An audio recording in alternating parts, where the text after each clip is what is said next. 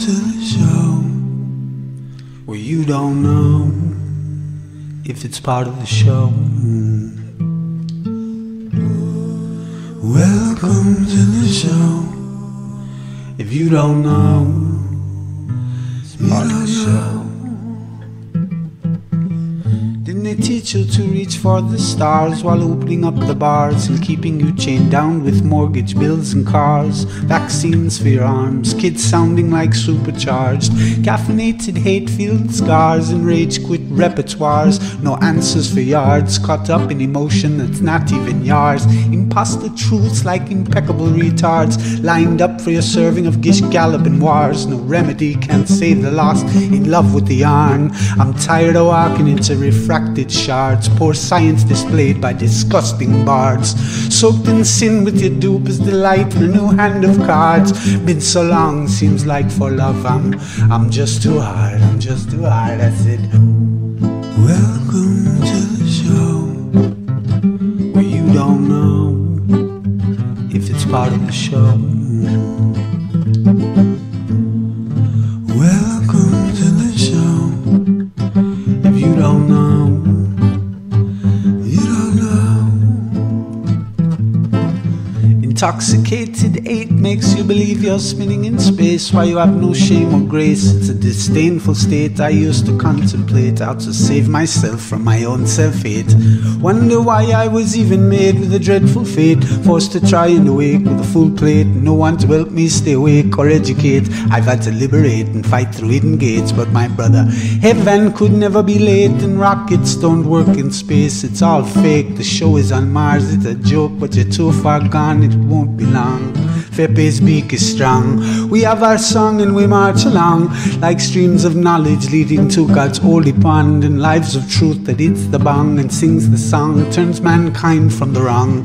We come in peace with a holy gown and all of us wearing our holy crowns. So the earth is flat and we probably just won't get along, just to go along. I said, welcome to the show where you don't know if it's part of the show. Welcome to the show. If you don't know, you don't know.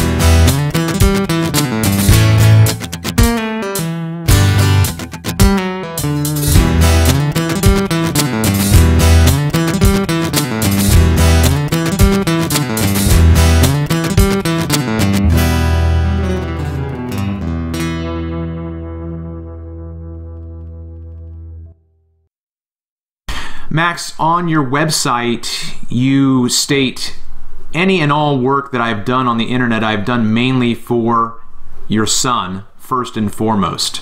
Can you tell us a little bit about that? Well, the thing is, I mean, the world is not what people think it is. And, you know, when I had a son and I had a child, brought a child into the world, it gave me a whole new perspective of responsibility.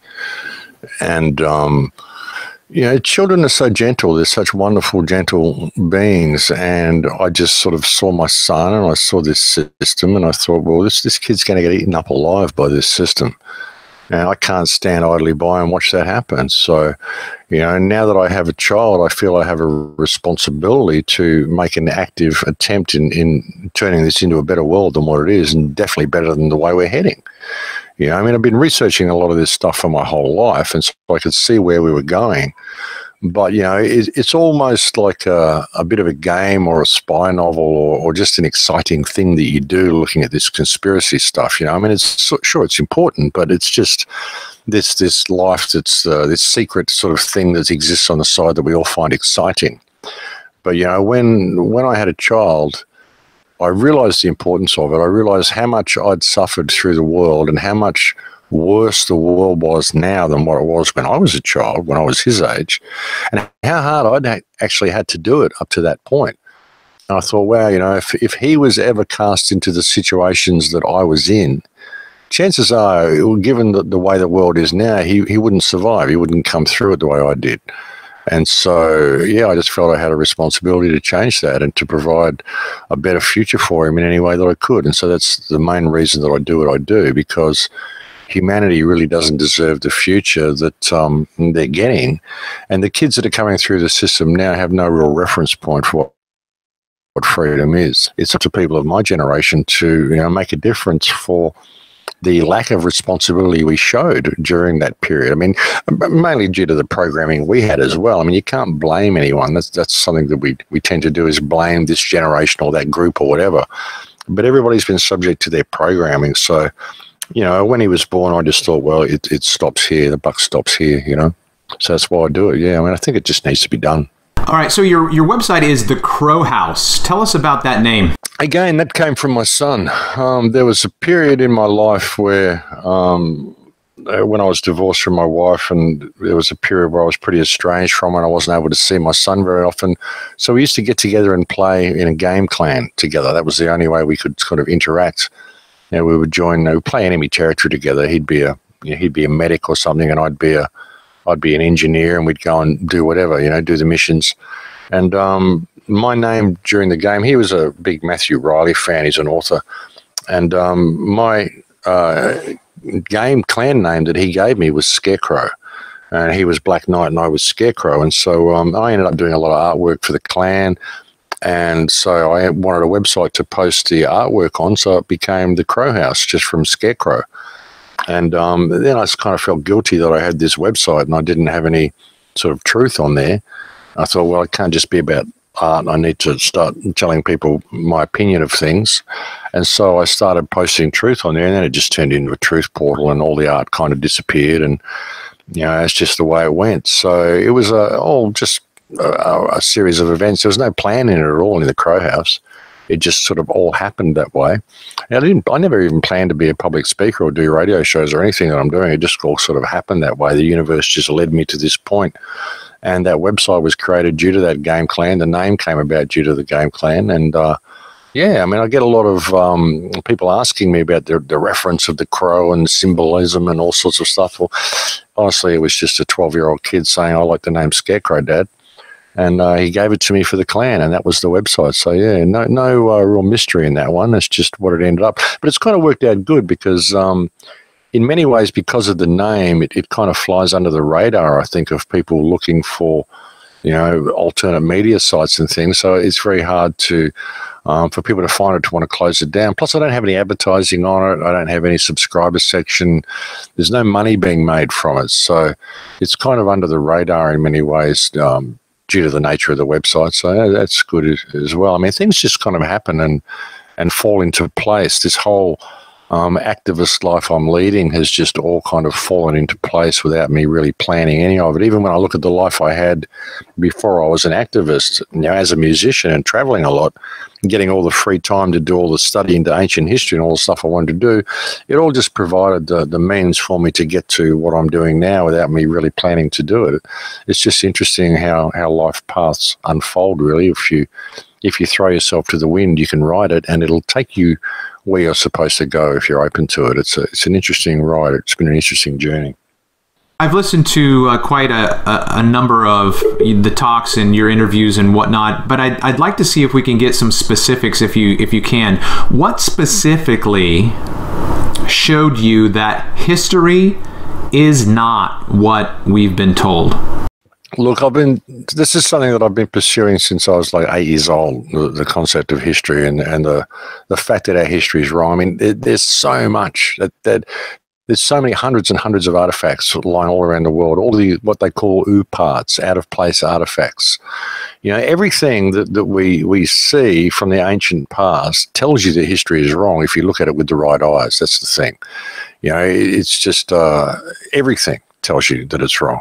And when you look at the timeline we're given and you look at the explanations for what we're given, I mean, this is what drew me into this because of all these explanations. When I was 8 years old and my parents told me they didn't know how they built the pyramids, I started looking into this and I wanted to know how they built the pyramids. And the pyramids were poured. They tell you how they did it. There's a stele near Zaire in northern Egypt, near Alexandria. There's a stele that tells you how they poured the pyramids. It's a type of concrete mix. It's a geopolymer they're made of, a mixture of limestone and aggregates and seashells and granite and all sorts of stuff.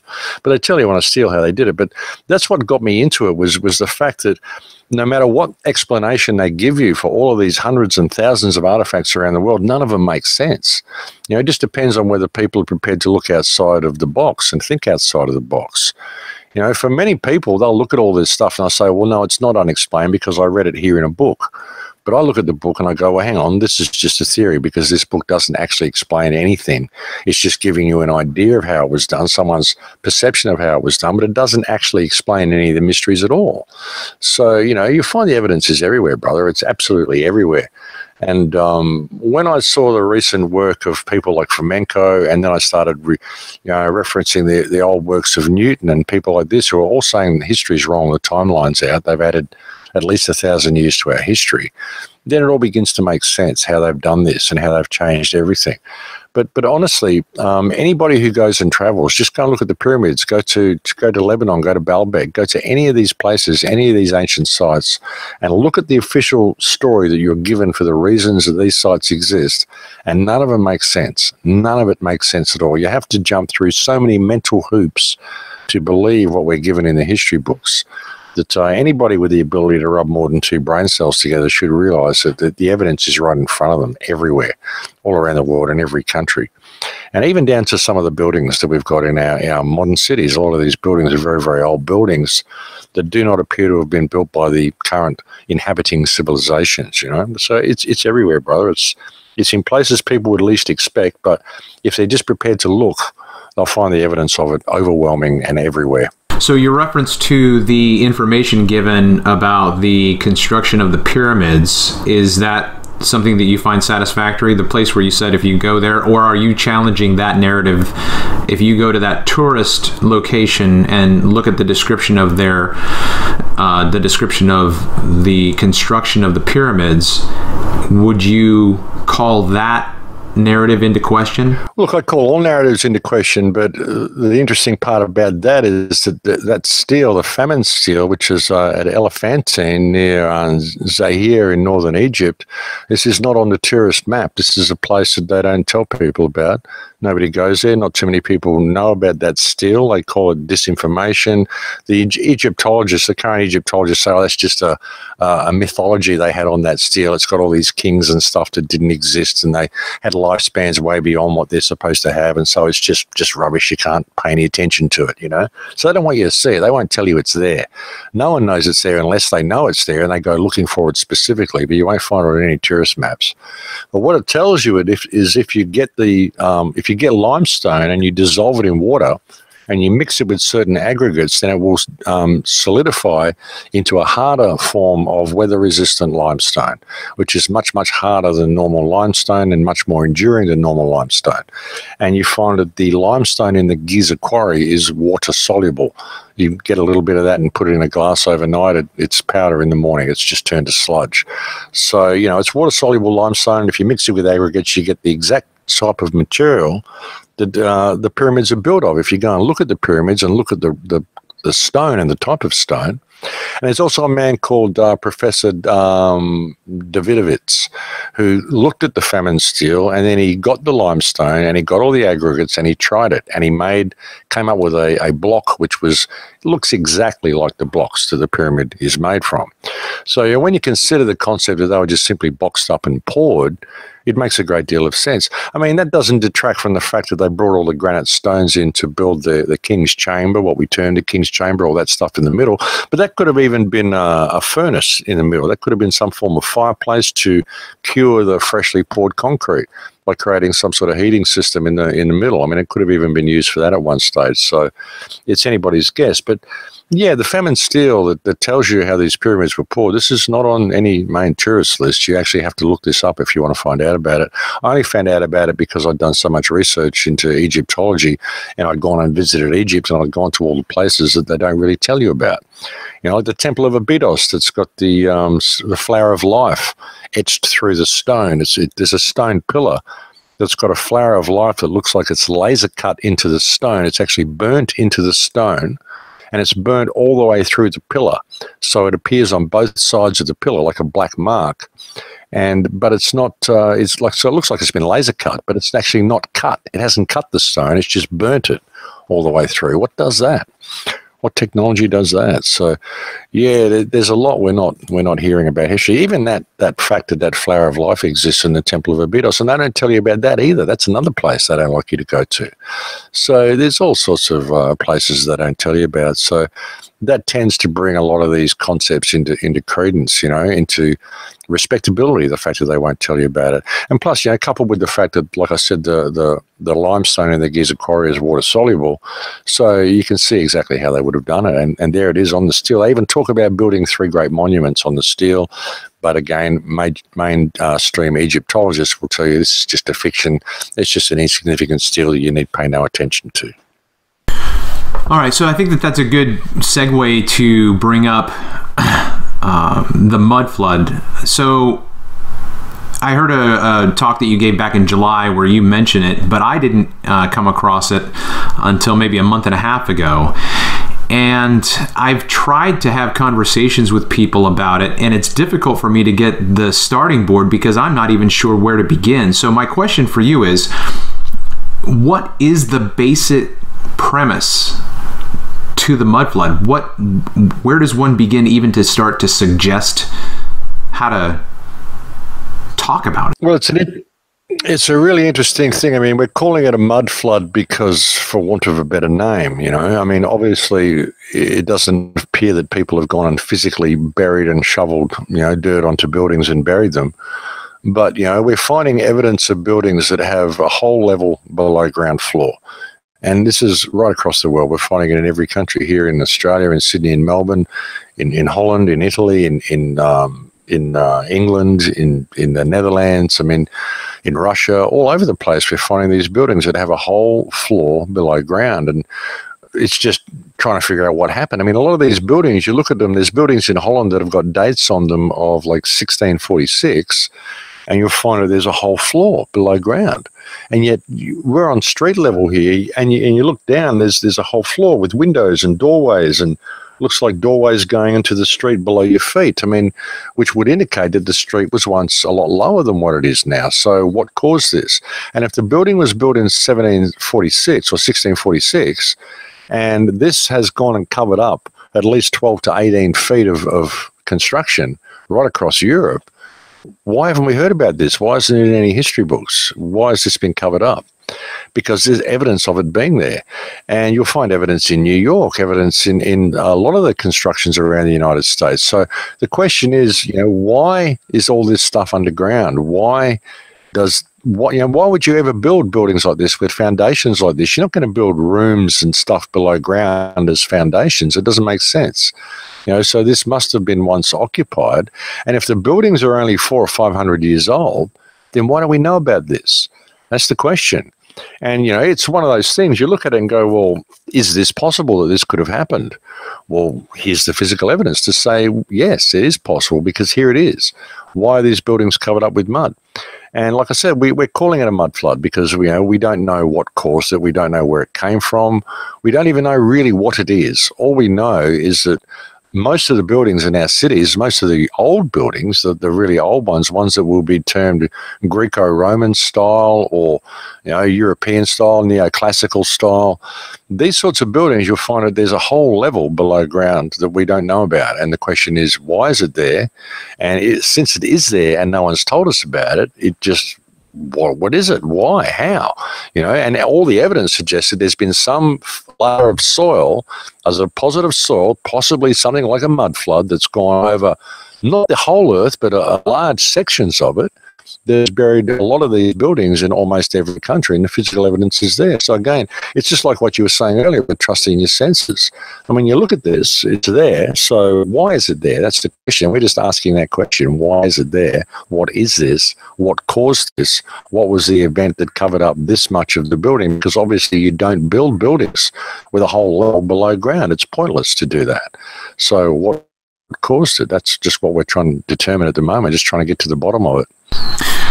Yeah, I can remember actually thinking about that observation for myself. I couldn't tell you where I was, but it was odd to me to see an entryway lower than ground level and windows. But I just thought, well, maybe that's just the way they did things back then. And I think that that's usually the typical default for someone who doesn't think beyond scrutiny, to just have a simple answer for things. But wouldn't that just be an okay answer? I mean, if it was real, like, okay, your assessment, who would build a ground level, who would build a floor below ground level? Well, that might be your question, but for them, yeah, it made sense. Exactly. Well, I've seen buildings like that as well, where I've seen these lower sections, and you think, oh, that's just the way they did it. But isn't it strange? But that's strange in itself that they would do that, and we don't do that anymore. You don't see any modern buildings, or very few built like that. But it's when you start finding these buildings like a large building and they excavate the lot next to it to put a new building in there, and you find that it isn't just little doorways down, 4 or 5 feet below ground. It's entire floors that go down 20, 30 feet. You've got huge walls with bricked up windows and bricked up doorways and all sorts of stuff. What's this doing below ground? Max, are we talking more than just servants' quarters or a wine cellar or a coal cellar? Oh, absolutely. Absolutely. We're talking about a complete extension of the entire building going below ground level, and like I say, bricked up doorways and bricked up windows. If it was just servants' quarters or if it was a basement, why would there be bricked up arched windows and bricked up doorways? And why would all these things be down there? Why would you have rooms and all the stuff that's there with windows and doors that appear to be opening onto what was once a street? Yeah. I mean, it doesn't make sense to do that. If you're going to build a basement, you build a basement. If you're going to build a below ground or subground level, well, you do it. But you don't put in all these extra arched windows and stuff. I mean, why would you even do that? It doesn't make sense. So it is every indication that all of these buildings were once above ground. One of the things that this reminds me of is another channel. I don't know if you've seen it or not, but I think the channel is called John Levi. And he has been talking about, he's in America, so he's been talking about a lot of this with American cities. And one of the things that he brought up was this picture of New Jersey, where there's just an immense throng of people dressed in a way that we wouldn't dress going to the beach, like in full-blown suits, in just all of these pomp and circumstance. And so he's thinking out loud as he's looking through it. He's like, who goes to the beach like this? It's like these people don't know what a beach is for. But my thought as I was listening to him was, okay, maybe this is a cultural thing. It's not like this is the way we would do this. If someone from that era in the early 1900s looked into the future and saw how women dressed on the beach, they would say, what in the world, what kind of a society is that? But one of the things that, so for instance, he says, I think that this is an anomaly. It shows that this is not normal for these people. And he said, look how they're reclining on the beach and they don't even have blankets or towels. So my question, I was thinking, I wonder if you've ever thought about this, Max, or if you hadn't, how would you process a picture like this? Would you analyze it that way, or would you say, oh, that's just the way they did stuff back then? Good question. I'd have to see the picture, and I'd have to read whatever article was surrounding the picture and what it was trying to tell me. I mean, I haven't seen the photograph, but I mean, who knows? I mean, who knows what the circumstances are? I mean, I'd want more background on it before I'd really be happy to give an opinion on it. Okay, well, I'll hand that off to Mark then, and I will look that up and see if I can bring it up just for kicks. So go ahead, Mark. You speak a lot about the New World Order, and recently we had George Poppy Bush buried. Maybe you don't want to speak ill of the dead, but would you have any sort of final words for George Herbert Walker Bush? Yeah, a man who should have paid dearly for the crimes he committed. I don't like to speak ill of the dead. I mean, he's gone. I don't wish anybody dead. I feel more sorry for these people than anything, because I think their souls, if there is such a thing, are damned for all time for what they've done. So yeah, I mean, see him gone. He can't hurt any more people. He can't kill any more people. But he's left a horrible legacy behind him. Yeah. Did you see at the funeral, the wives were all an envelope, and when they opened it, there was a shock on their faces. Did you see that? No, I didn't see that. I didn't see it. It's all over YouTube at the moment. If you have chance to look at the funeral and the envelopes, all the wives, that was Michelle and Laura and Dick Cheney's wife, were all given an envelope, and they opened it up in front of the cameras. And it must have been a picture or just one sentence, because the faces immediately got the context, and it was just one of shock. Okay, I'll definitely check that out. Yeah, it's very interesting. Maybe it was all is known, or it's time to leave. It's very interesting. Yeah, you were talking about they're coming for you next. Yeah, I hope so. Listen, you were talking about your son earlier on. I'm just going to play a role play here, and you're my uncle, and I respect you. And I've got a dichotomy. I've been offered 2 jobs, and I don't know which one to take. One is working for the tax office, and another is for going into construction. What would you advise me? I would definitely. Well, it depends on your mindset, but I mean, construction will be better than the tax office unless you've got a very good mind about you and a great deal of integrity. In which case, you could possibly go into the tax office, and you could show people how they're being scammed by the tax office. So it depends on your mindset. But if you were my nephew and my son and you're asking my advice, then I would assume you to be at least partially awake. So perhaps you could actually serve the people better by joining the tax office and doing the right thing in that respect. Otherwise, join construction. From within, yeah? Yeah, crumble from within. The people who pay taxes need a friend in the tax office. So if you have a good heart, then join the tax office. You surprised me on that one. I share the same view as yourself, that the only way to bring the system down is to stop cooperating with it. Yeah, absolutely. Well, maybe you could do that from within the tax office.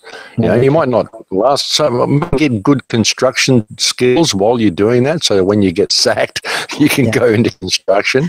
Yeah. But get in there to try to make a difference by all means if you can. What about any civil service job?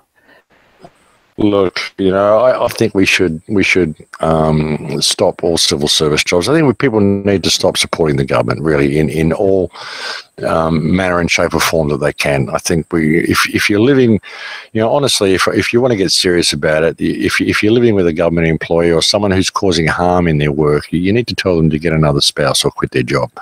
We need to stop supporting the system. Unless you're going to go in and infiltrate, like I said, with the tax department to try to undermine the system from within. But otherwise, no civil service jobs, no military jobs. People need to quit all of these jobs and stop supporting the system because it's just racketeering. It's our support for this system that causes all the problems, and we need to stop supporting it. Yeah, the yellow vests in Paris, they're asking the controllers just to be nicer to them rather than bringing the system down. That's the problem. There was an element in there when it started. They said, no, we don't want the monarchy anymore. We don't want this government system anymore. But now it's turned into, we want better wages and we want better conditions. And we want better this. I mean, they've co-opted it, and it's gone into another one of these colour revolutions, which is not going in the direction it originally started. They need to shut the country down and say, look, we've had enough. We're sick of the world being run by criminals. That's what needs to happen. People need to acknowledge the fact that the world is run by criminals, and it's going to keep going until we shut it down. And we are the only ones who hold up. So I was hoping that's what we would see from the Yellow Vests. And that is the mentality that started it, which is our mentality that starts these revolutions in France. We see quite a few of them. Whenever the government does anything wrong, the people usually just shut the country down. And that's what they did with this. But again, it's been co-opted. And now, like you say, they're just asking them to please be nice as slave masters, which doesn't work and never will. So I did just 10% of the population to stop cooperating. That would probably bring the government down. So that's what we're after.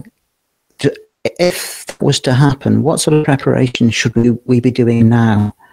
That if the government was shut down, how would we survive?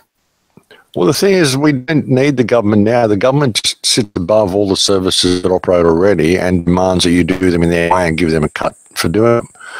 We'd still have construction. We've still got roadworks. We've still got all the stuff that we've got. We don't need government to dictate what people do and what they can and cannot do. Government's just simply racketeering. It gets in the way of everyone doing all the things they need to do and makes you do it this way and give us a cut. That's all government is. If people were supporting each other, growing community gardens, and it might be hard in the city to do things like this, but I'm sure there's parks, local parks, you could turn into food forests. The only reason you don't is because the government won't let you.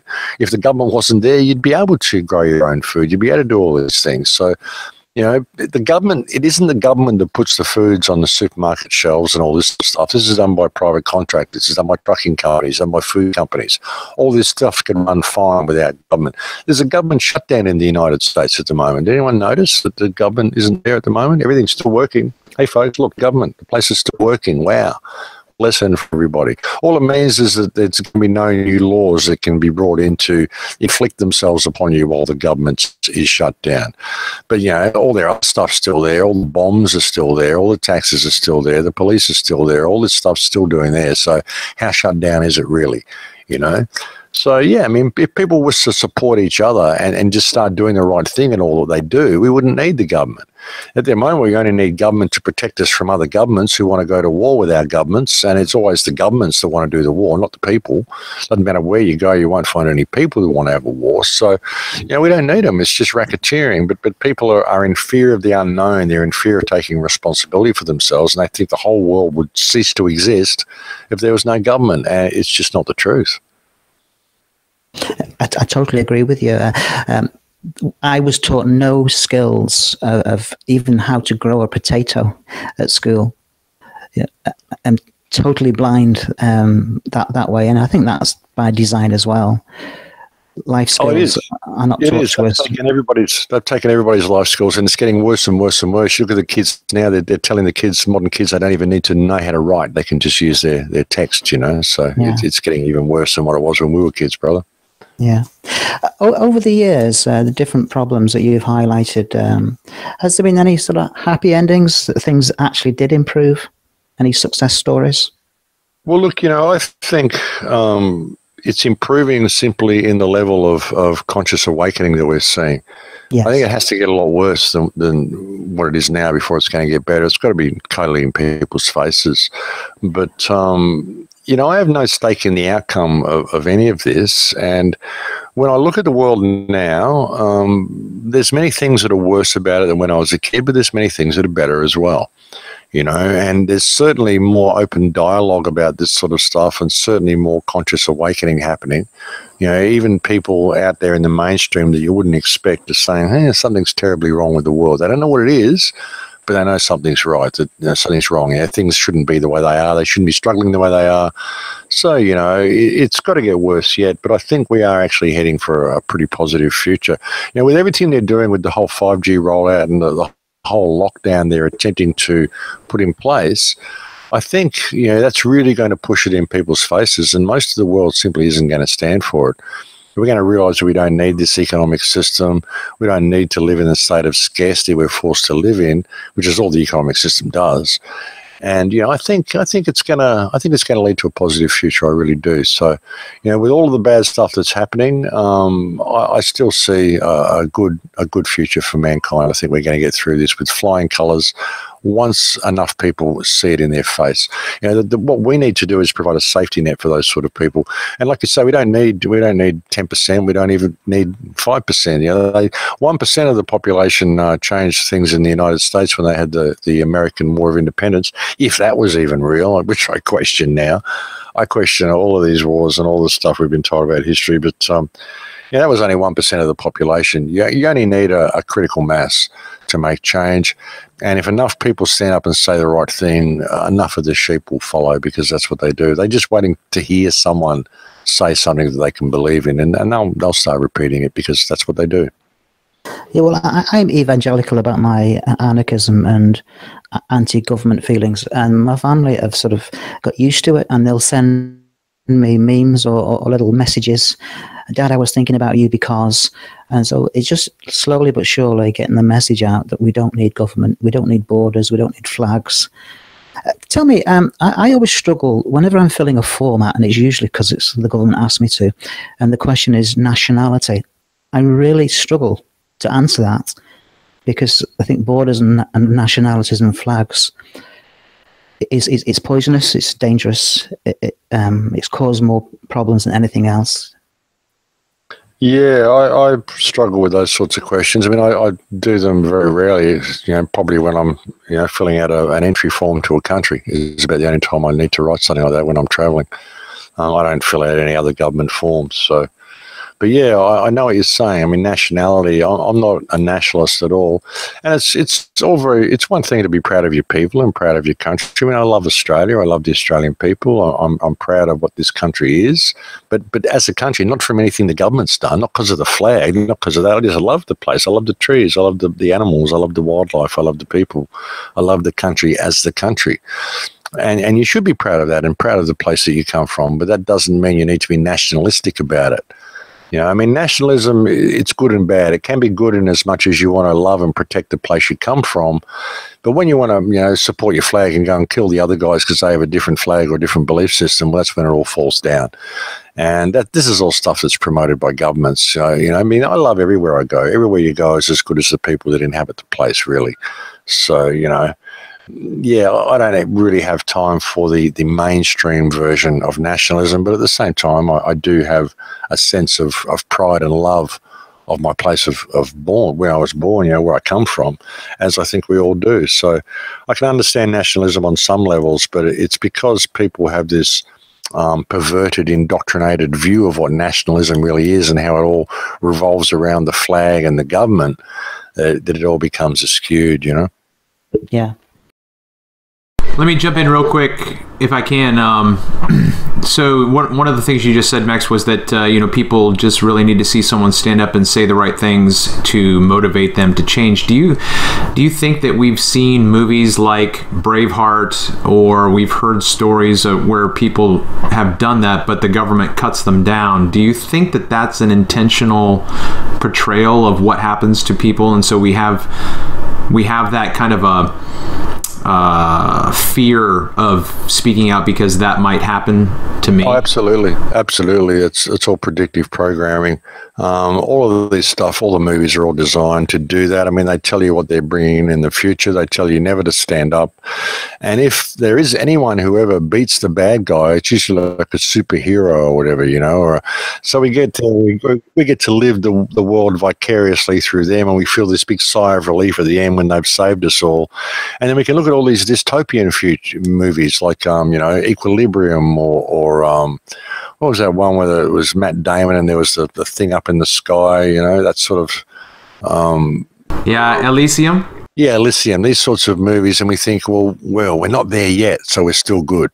No, you're not. We are there yet, but it's always a lone gunman or a superhero or someone who saves the day. And if it's a real person who stands up, they get squashed by the system.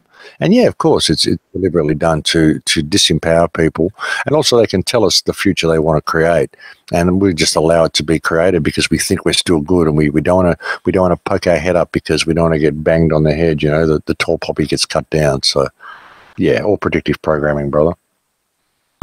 So to follow up with that, when I first began to understand the false narrative of our existence, the scene in The Matrix where Neo comes back to life after he dies, it started to take on a more profound realization. So he stands up and he looks and sees the Matrix and the code. He doesn't see the actual agents, he sees the code.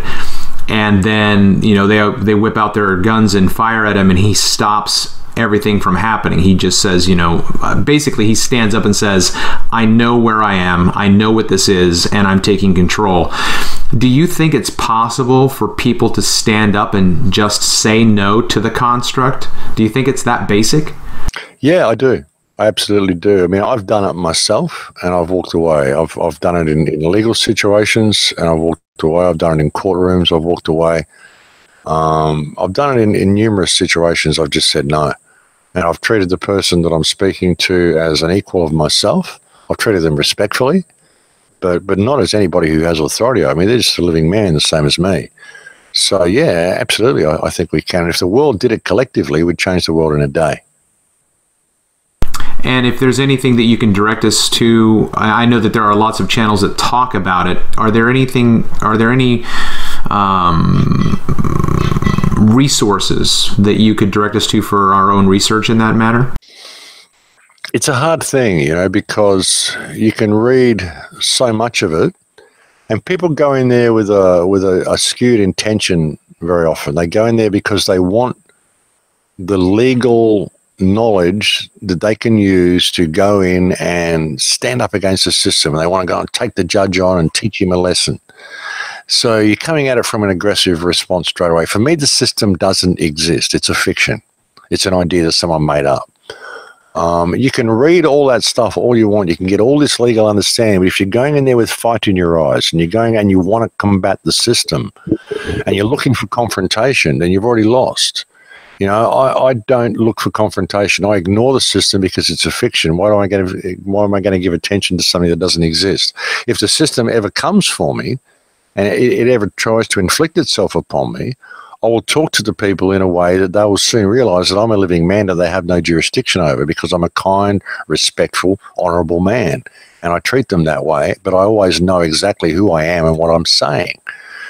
So it's a knowing. It doesn't matter how much you read. You can go and read all this stuff on it. You can work out about how the dog Latin works. You can work out all the stuff about sending your birth certificate back to the Vatican, all this stuff you want to do. It's all fiction. If you've got to take any steps to establish your freedom and you've got to fill out any forms and send stuff away and let people, well, how free do you think you are to begin with? It's all fiction anyway. If they're claiming you're not free, show me proof of claim. Show me proof of claim that you have any authority over me, because I'm a living man. If you're claiming that you get it through the legal fiction, well, this is the Bible. This is canon law, and it says on the second page of the Bible that God created man and gave man dominion over the earth. That's me. That's you. How does anybody have dominion over anybody else? It doesn't say it in that book. And if that's the book you're using for your legal system, then you've got to use the whole book. You can't cherry pick. And that's what it says on page 2. So let's talk about that point before you decide whether you've got any authority over me, because you don't. You know, unless you can produce a contract bearing the wetting signature of God, which gave you authority over the vessel that I inhabit, you know. I mean, where are we going with all this? So I just treat people with respect, and I don't think there's any real resource you can look at if you don't know it already in your heart. Doesn't matter how much you look at, you just fill your head full of information, and all this information and all these different codes and statutes and all this stuff, which is all fiction. They've got you looking at all these books of all this fiction, of all these codes and all these statutes they wrote. They just wrote it all down. It doesn't matter. It's just a man dealing with another man. It doesn't matter what they wrote down. It doesn't matter about all the codes. It doesn't matter about the legalities. It doesn't matter about any of that stuff. This is two men under the eyes of God dealing with each other. Who has ownership over who? It doesn't matter what anybody wrote down. And that's the attitude that you need to have. You know, so if you haven't got that and you don't have that knowing in your heart, it doesn't matter how much you read. It doesn't matter how much resource you look at. And if you already have that in your heart, then why do you need these resources? You know what I mean? It's that approach, brother. And it's a weird thing to say. I mean, sure, you can go and look at all this stuff. Rodney Stewart, The Justinian Deception, got some great information if you want to know how the legal system really works. That's a site that I highly recommend to everyone. But it's if you're going in to get information and you want to go in and fight the legal system and you're going to go in there half-cocked, and you've already lost, because that's what they want you to do. You're fighting against a cloud. It's acknowledging that it is a cloud. It's fiction. Why are you trying to fight against the fiction?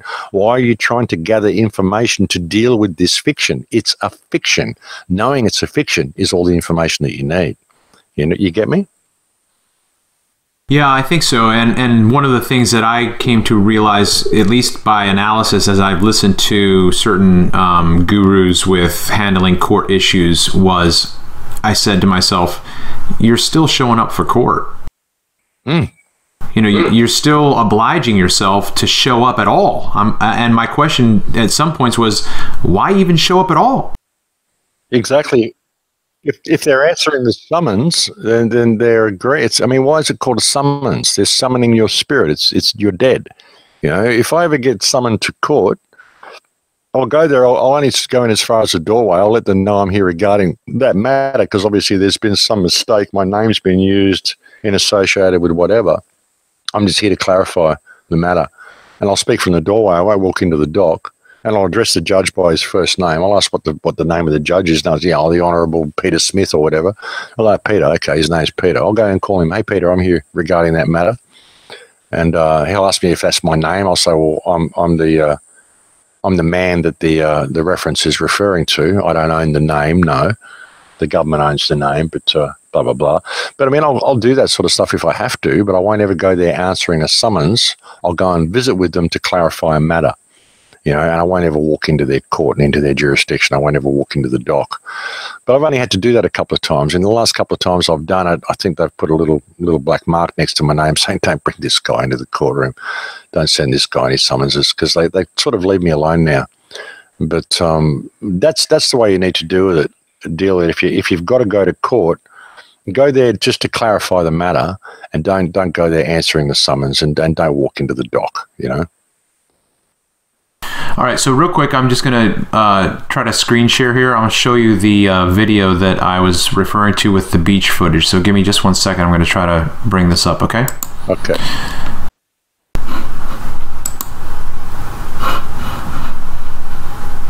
All right, can you see my screen? Yeah.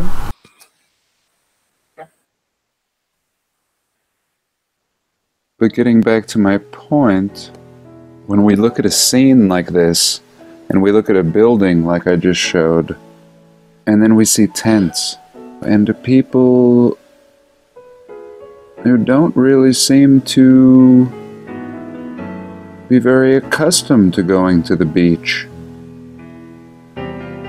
Tents, not really bathing suits, not really beach clothing. You know, people are making do with what they have. I'm going to stop it right here because, like, can you see this guy right here that's got his hand over his chest? Yeah. But they've got beach clothing on. He's got beach clothing on, and so's the guy in the foreground here. And so's the woman behind her with the over to the left with the tie on. Down a little bit on the these are all bathing suits.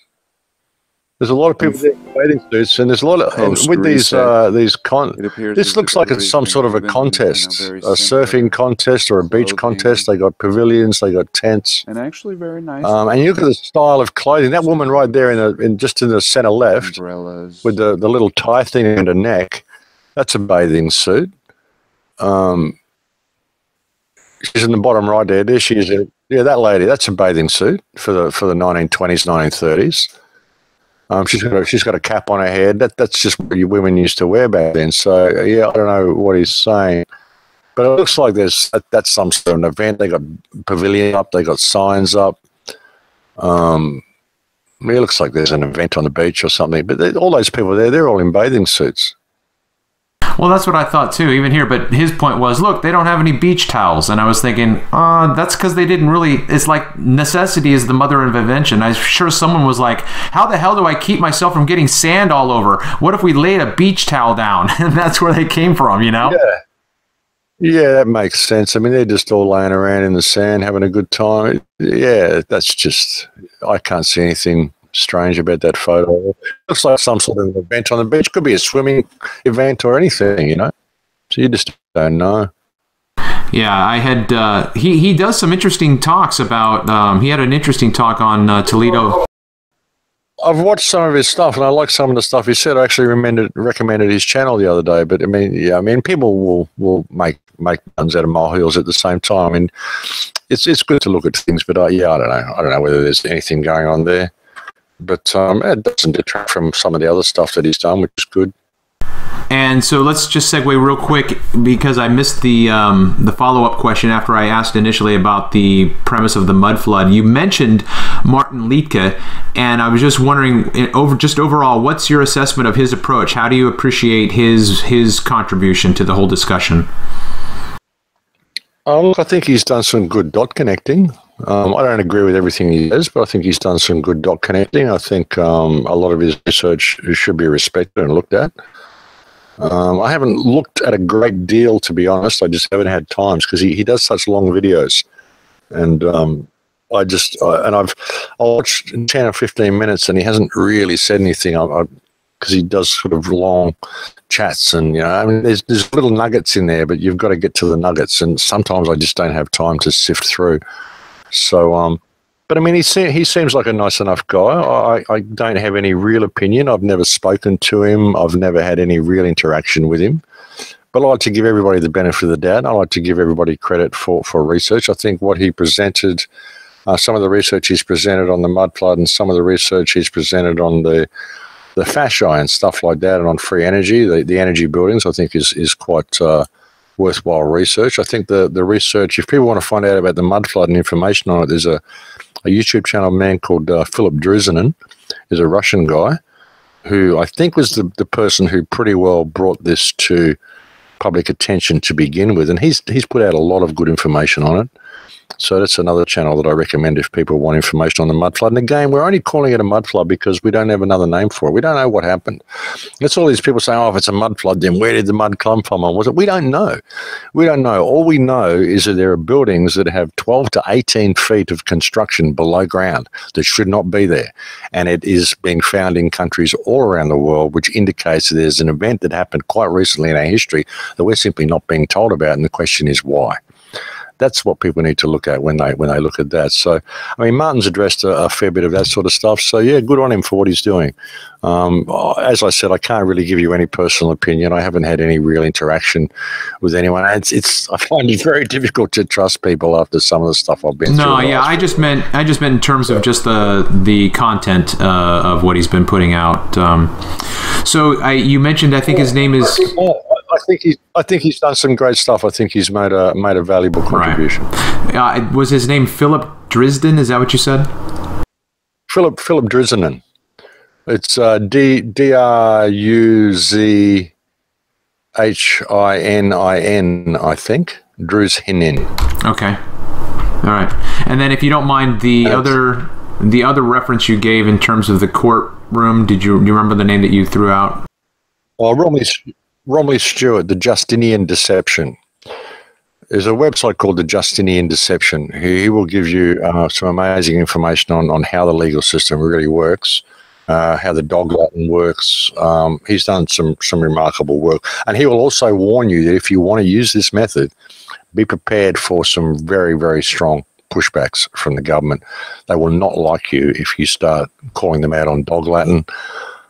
They virtually made his life hell because he went into court and he called them out on their use of dog Latin and the grammatical deception that they use in all their legal documents, and they're really giving him a hard time over it. So, people who want to step into that world, that's why it's very, you got to be very careful if you're getting this information because you want to go and fight the government.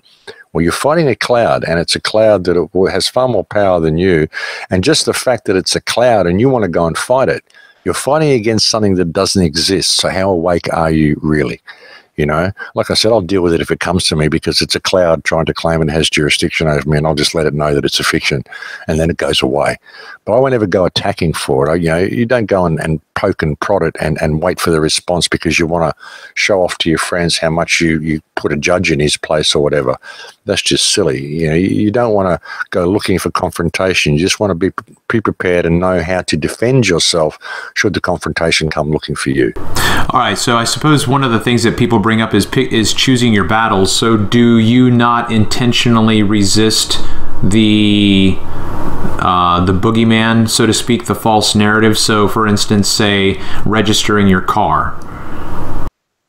My car's registered. I have a driver's license. I have a car registration. I have a passport because I want freedom of movement. I don't want to have to deal with a brain-dead police officer 3 times a day who I have to explain all this to, who won't understand it. I'll end up spending an hour of my day sitting on the side of the road arguing with a cop. Then I'll go down the road and another one will pull me up and I'll have to do the same thing again. I'm just not interested in it. So, yeah, and on the side of the road, if police want to give me a speeding ticket or do whatever, I just say yes or no, sir, 3 bags full, sir. There's 2 cops on the side of the road and one of me. They can do whatever they want. They can tase me, say that I assaulted them, put me in a nut house for questioning their jurisdiction or whatever they want to do. Lock me up for psychiatric evaluation because I'm saying that cops have no authority over me. And they can get away with it because there's 2 of them and there's 1 of me. That's the way it is. I mean, pick your battles, absolutely.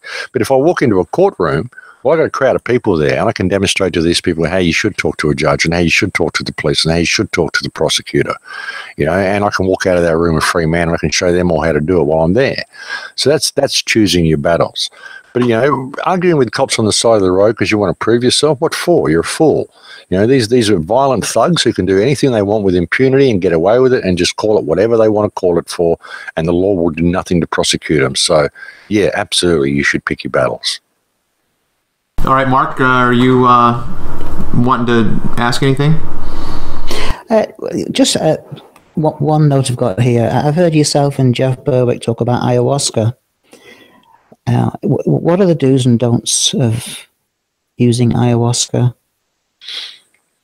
I think if you're going to drink ayahuasca, you should do it with a reputable shaman in a safe environment. I think it's something that's highly beneficial for people, but I think it's something that's abused. I mean, I spend a lot of my time living on an ayahuasca retreat in Peru. I try to spend about 6 months of the year there if I can, but it hasn't been working out lately. But even with doing that, I haven't drank ayahuasca for probably 5 years since I last drank ayahuasca.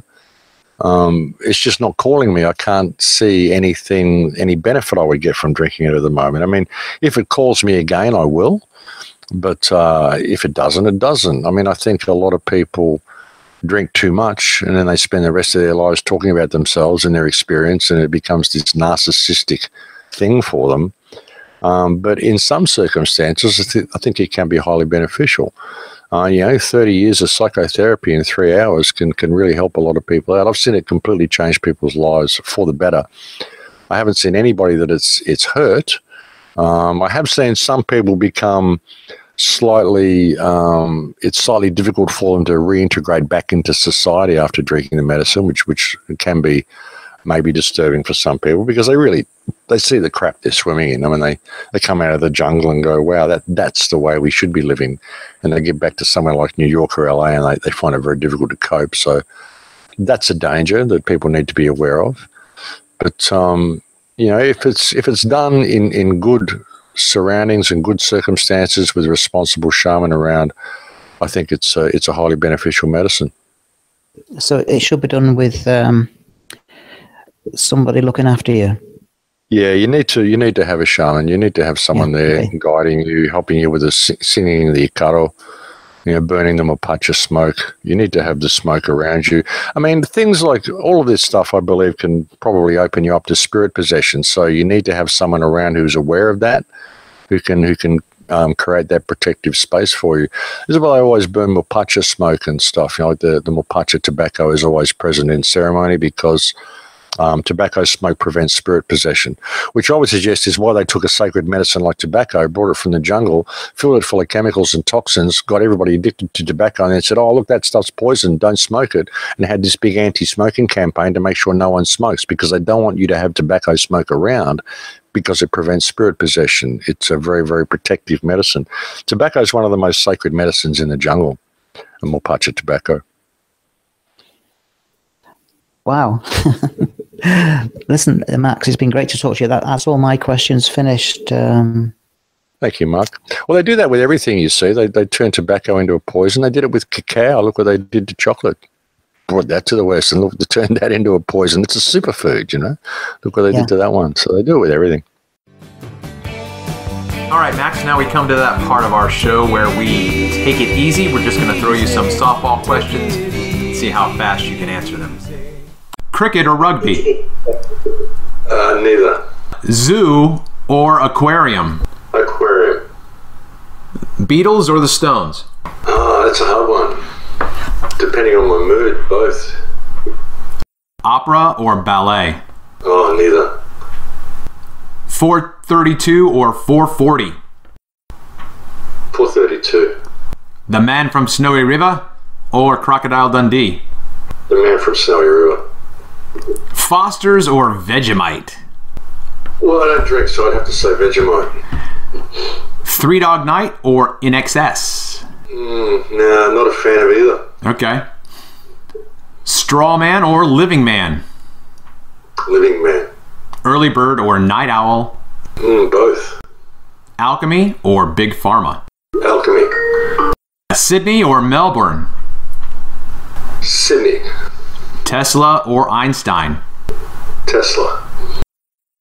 Trust your senses or trust consensus? Trust your senses. All right. Thanks so much for taking it easy with us, Max. Now we're going to get back to the hard-hitting questions.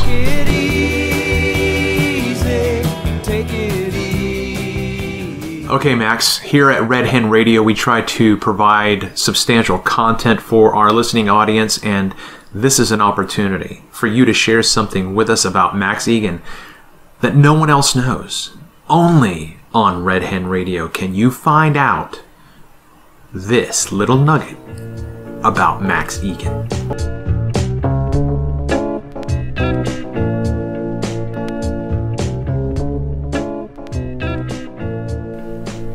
Well, I guess you're gonna have to tune in next time to find out what that little nugget is about Max Igan. You know the way it goes here at RedHenn Radio. We leave you with a cliffhanger, bringing you back next time. Thanks so much for listening. Mark Doxey, thanks so much for being a participant in this episode as well. And make sure that you subscribe, make sure that you give a thumbs up, make sure that you share, and hit that bell notification so you can be kept up to date with RedHenn Radio. I'm your host, Travis Finley. Until next time.